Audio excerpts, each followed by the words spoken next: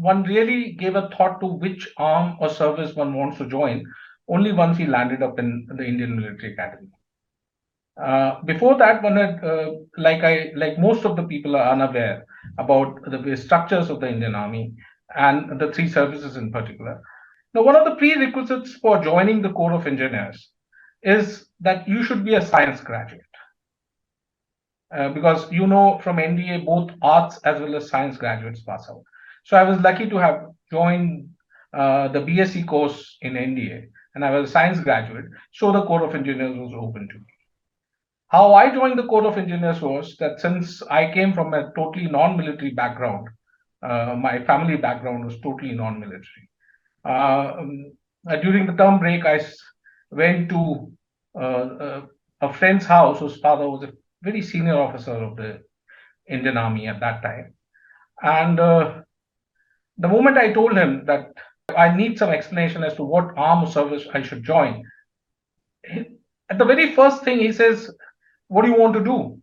You want to tell me first, you want to be a soldier or you want to do service?" So I said, "No, of course, we have joined the NDA and IMA for being a soldier." So he said, "You want to do proper soldiering, then you should join an arm." And then he asked me, "Are you a science graduate?" And I said, "Yes." He says, "Then just don't look beyond the Corps of Engineers, because it offers you the very best in every field." Let me explain it. The Indian Army basically consists of two parts. One are the arms, and the other is the services. Arms are the combat arms. These are the arms which go actually into combat. And all others are services. The arms are infantry, artillery, the armored corps, the Corps of Engineers, and the signals. And all others are services which provide service and help to these fighting arms to fight. And services are like the electrical and mechanical engineers, the Army Service Corps, the Army Ordnance Corps, and such like branches. So the Corps of Engineers offers you the combat as also engineering. And the aim of the Corps, in fact, the role of the Corps of Engineers is to apply engineering knowledge for the furtherance of the commander's plan. Corps of Engineers are the people who are first in battle and the last to come out from the battle area. So if you want to be a soldier and also you have a technical bent of mind, then there is no better arm to join than the Corps of Engineers. So like I said, to join the Corps of Engineers, you can join the Corps by being commissioned through either NDA or IMA or OTA, or the new entry has started, which is called the TES, Technical Entry Scheme. The first basic thing is that you should be a science graduate, but also there's a scheme for students who are doing engineering.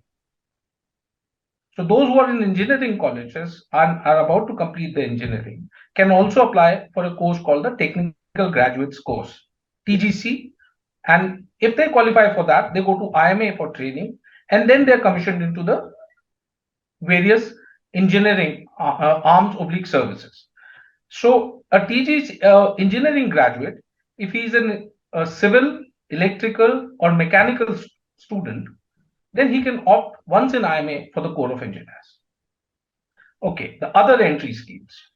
What happens is that science graduates who come through either NDA or direct IMA entry or through the OTA, they are made to go through an engineering course after they are commissioned into the Corps of Engineers as part of their service. So anybody who's in the Corps has to have a BTech degree.